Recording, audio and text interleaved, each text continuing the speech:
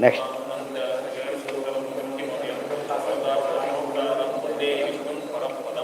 ಆತ್ಮಾನಂ ನ ಪರಾಂಶ್ಚೈವ ನ ಸತ್ಯಂ ನಾಪಿ ಚಾನೃತಂ ಪ್ರಾಜ್ಞಃ ಕಿಂಚನ ಸಂವೇತ್ತಿ ತುರ್ಯಂತು ತತ್ಸರ್ವತ ಸದಾ. ನಿನ್ನೆ ಹೇಳಿದರು ದೇವ ಹೇಳಿದೆ ಸರಸ್ವತಿ ಆಯ್ತಲ್ಲ ನಿನ್ನೆ.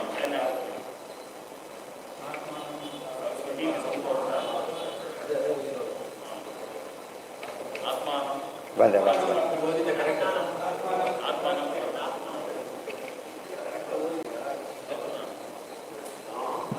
ಹೇಳಿ ಸರಸ್ವತಿ ಎಲ್ಲಿ ಬರಲಿಲ್ಲ.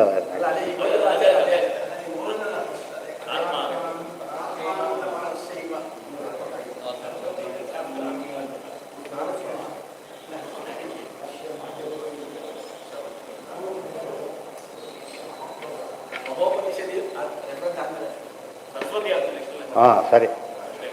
ನಾತ್ಮಾನಂ ನ ಪರಾಂಶ್ಚೈವ ನ ಸತ್ಯಂ ನಾಪಿ ಚಾನೃತಂ.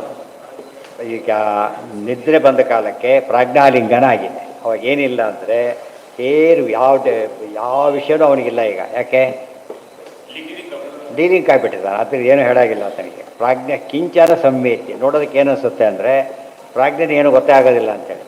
ಪ್ರಾಜ್ಞೆನ ಏನು ಗೊತ್ತಾಗೋದಿಲ್ಲಲ್ಲ, ಪ್ರಾಜ್ಞನಾಮಕ ಪರಮಾತ್ಮರ ಹತ್ತಿರ ಹೋದವನಿಗೆ ಏನೂ ಗೊತ್ತಾಗೋದಿಲ್ಲ ಅಂತ ಅರ್ಥ. ಈ ಉಪನಿಷತ್ತಿರೋದೆಲ್ಲ ಹೀಗೇನೆ.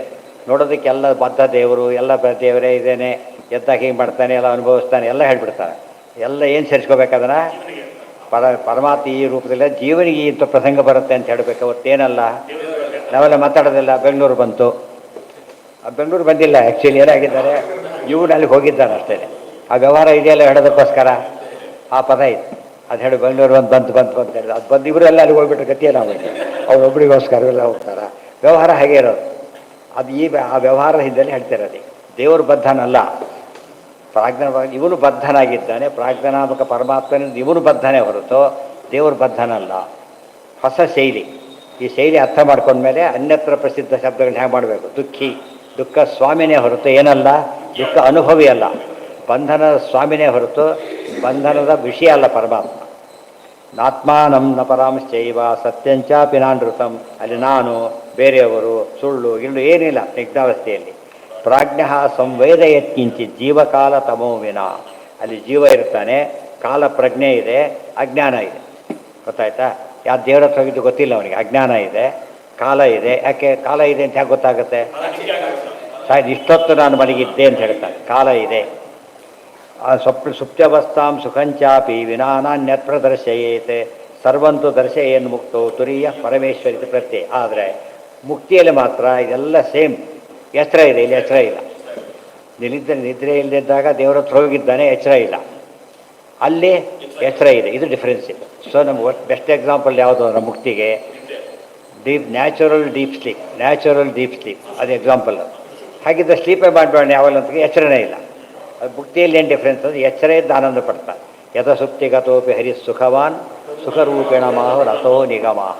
ಪರಮಾತ್ಮನ ಪೂರ್ಣ ಆನಂದ ಎಚ್ಚರ ಇದ್ದಾಗ ಬಂದಿರೋದು ಹೊರತು ಮಲಿದ ಬಂದಿದ್ದಲ್ಲ. ಸರ್ವಂತು ದರ್ಶಯೇನ್ ಮುಕ್ತವು ತುರೀಯ ಪರಮೇಶ್ವರ ಇತಿ ಪ್ರತ್ಯಯೇ.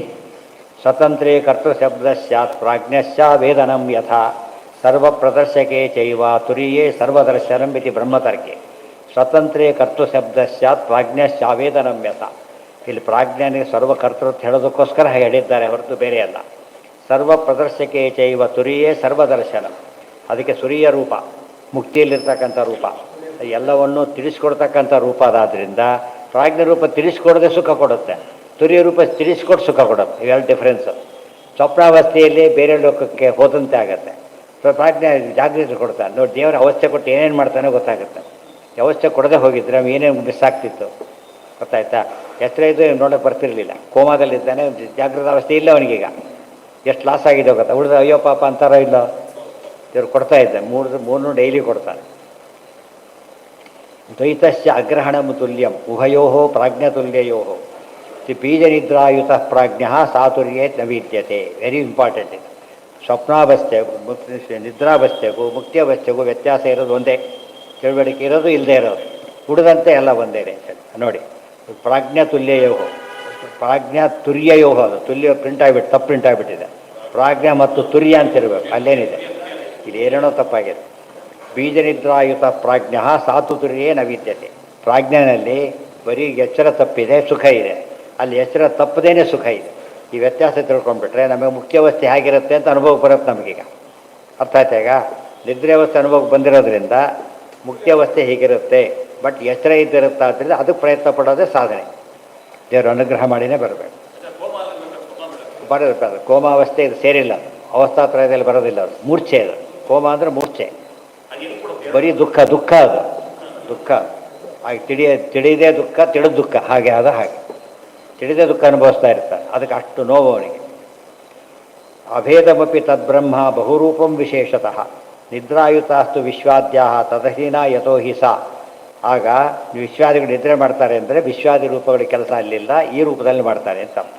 ನೋಡೋದಕ್ಕೆ ವಿಶ್ವ ನಿದ್ರೆ ಮಾಡ್ತಾನೆ ಅಂತ ಆಗುತ್ತೆ. ಅಲ್ಲ, ಯಥಾ ಭೃತ್ಯಯುತ ಸ್ವಾಮೀನ ಯಜ್ಞಾನಂ ಪರಾತ್ಮನಃ ಅಭೇದಮಪಿ ತದ್ಬ್ರಹ್ಮ ಬಹುರೂಪಂ ವಿಶೇಷತಃ ಕರೋತಿ ನ ಕರೋತೀತಿ. ಅದಕ್ಕೆ ಅರ್ಥೋಯಂ ಬ್ರಹ್ಮಸೂತ್ರಾಣಂ. ಇದು ಅನ್ಯತ್ರೈವ ಪ್ರಸಿದ್ಧ ಶಬ್ದಗಳನ್ನು ಹೇಗೆ ಅರ್ಥ ಮಾಡಬೇಕು ಅಂತ ತೋರಿಸ್ಕೊಡ್ತಾರೆ. ಆದ್ದರಿಂದ ಅರ್ಥೋಯಂ ಬ್ರಹ್ಮಸೂತ್ರಾಣ. ಕರೋತಿ ನ ಕರೋತೀತಿ ವ್ಯವಹಾರ್ಯಂ ಸ್ವಶಕ್ತಿತಃ ಸಂವೇದಯತೀತಿ ನ ಸಂವೇದಯತೀತಿ ಸ್ವೀಕಾರೆ ಅಸ್ವೀಕಾರೆ ತಿಳಿಸ್ಕೊಡೋದಿಲ್ಲ ಅಂತ ಅರ್ಥ. ತುರ್ಯಂತು ತತ್ ಸರ್ವದುತ್ಸದ ತುರಿ ಎಲ್ಲವನ್ನೂ ತೋರಿಸ್ಕೊಡ್ತಾನೆ. ದ್ವೈತಶ್ಚ ಅಗ್ರಹಣಂ ತುಲ್ಯಂ ಉಭಯೋ ಪ್ರಾಜ್ಞತುಲ್ಯೋ ಇತಿ ಚ. ವಿರುದ್ಧ ಎರಡು ಕಡೆ ಕೂಡ ಏನಿದೆ ಅಂದರೆ ನಮಗೆ ಮಿಥ್ಯಾಜ್ಞಾನ ಇಲ್ಲ. ಯಾಕಿಲ್ಲ ಅಂದರೆ ಜ್ಞಾನನೇ ಇಲ್ಲ. ಮಿಥ್ಯಾಜ್ಞಾನದ ಚಾನ್ಸ್ ಬರೋದು ಯಾವಾಗ? ಜ್ಞಾನ ಬಂದರೆ ಸರಿಯೋ ತಪ್ಪೋ ಮುಂದಿನ ಪ್ರಶ್ನೆ. ಗೊತ್ತಾಯ್ತು? ಜ್ಞಾನನೇ ಇಲ್ಲ, ಅದರಿಂದಾಗಿನೇ ಯೋಚನೆ ಇಲ್ಲ. ಅಲ್ಲಿ ಜ್ಞಾನ ಇರುತ್ತೆ. ಅದ್ವೈತಂ ದ್ವೈತಂ ನ ಗ್ರಾಹಯೇತ್ ತುರ್ಯೋ ನ ಚ ಪ್ರಾಜ್ಞ ಕಥಂಚನ ದ್ವೈತಗ್ರಹಣ ಬೀಜಂತು ನಿದ್ರಾ ಪ್ರಾಜ್ಞಂ ಸಮಾಶ್ರಿತ ಇತಿ ಪ್ರಕಟ ಶ್ರುತಿ. ಹೆಸರೇ ಪ್ರಕಟ ಶ್ರುತಿ ಅಂತ ಅದಕ್ಕೆ ಹೆಸರು. ಸ್ವಪ್ನ ನಿದ್ರಾಯುತೌ ಆದ್ಯೌ ಪ್ರಾಜ್ಞ ಸ್ವಪ್ನ ನಿದ್ರಯ ನ ನಿದ್ರಾಂಚೈವ ಸ್ವಪ್ನಂಚ ತುರ್ಯೇ ಪಶ್ಯಂತಿ ನಿಶ್ಚಿತಾ. ಸ್ವಪ್ನ ನಿದ್ರೆಯಲ್ಲಿ ಸ್ವಪ್ನದಲ್ಲಿ ತೈಜಸ, ನಿದ್ರೆಯಲ್ಲಿ ಪ್ರಾಜ್ಞ, ಎಚ್ಚರದಲ್ಲಿ ವಿಶ್ವ, ಮೋಕ್ಷದಲ್ಲಿ ತುರ್ಯ. ನ ನಿದ್ರಾಂ ನೈವ ಸ್ವಪ್ನಂಚ. ತುರ್ಯದಲ್ಲಿ ನಿದ್ರಾನೂ ಇಲ್ಲ, ಸ್ವಪ್ನನೂ ಇಲ್ಲ, ಬರೀ ಎಚ್ಚರ. ಎಂಥ ಎಚ್ಚರ? ಪೂರ್ಣ ಸುಖದ ಎಚ್ಚರ. ಆದ್ದರಿಂದ ಇದಕ್ಕೆ ಕಂಪೇರ್ ಮಾಡಬಾರ್ದು. ನಾನು ಈ ಜಾಗೃತ ಅವಸ್ಥೆ ಇದ್ದಾಗಲ್ಲ ಅದು ಪೂರ್ಣವಾದ, ಅದಕ್ಕೆ ತುರ್ಯ ಅಂತ ಕರೆದುಬಿಟ್ರು. ಈ ವಿಶ್ವ ಅಲ್ಲ, ಅದು ತುರ್ಯ. ಅರ್ಥ ಆಯ್ತಾ? ವಿಪರೀತ ಜ್ಞಾನಾದಪಿ ವಿಪರೀತ ಜ್ಞಾನಾಂತರಂ ಜಾಯತೆ ಅನ್ಯಥಾಗೃಹ್ಣತ ಸ್ವಪ್ನೋ ನಿದ್ರಾತತ್ವಮಜಾನತಃ ವಿಪರ್ಯಾಸೇ ತಯೋ ಕ್ಷೀಣೆ ತುರೀಯಂ ಪದಮಶ್ಚ್ಯುತೆ. ಅಲ್ಲಿಗಿರಲಿ, ನಾಳೆ ಸದ್ ಮುಂದುವರಿ. ಸರ್ವೇಂದ್ರಿಯ ಪ್ರೇರಕೇಣ ಶ್ರೀ ಪ್ರಾಣಪತಿನೇರಿತಃ ಯದವೋಚಮಹಂ ತೇನ ಪ್ರೀಯತಾಂ ಕಮಲಾಲಯಃ.